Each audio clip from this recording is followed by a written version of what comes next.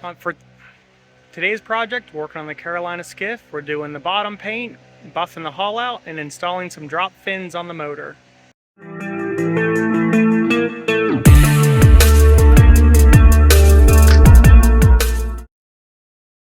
So I put a 40 horsepower outboard on the skiff, and I've got a previous video of me gracefully putting this motor on the boat. But the issue is I've had some trouble getting the boat up out of the hole and onto plane, which it's actually been worse with this 40 horsepower motor, which kind of doesn't really make sense, but I guess the added weight in the back, trying to get it to go over the hump. So I ordered this product off Amazon called Doel-Fin. He's play on words there, hydrofoil, and it actually is kind of in the shape of an airplane wing and is supposed to help generate lift. Installation is super easy. So when they come out of the box, look like this.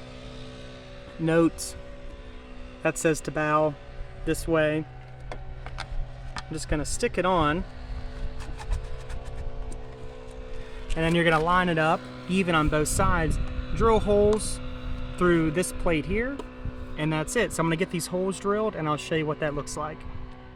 So this was pretty easy, other than I did have to take the propeller off to try to get a more straight up drill to put these in, but that literally did take about 15 minutes. The instructions were correct. 4 holes, 4 bolts, you're good to go.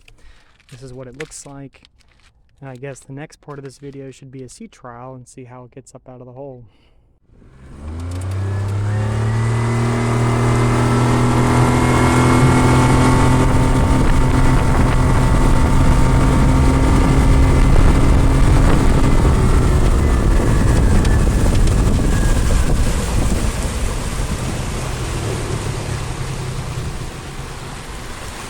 You're gonna put the trim all the way down.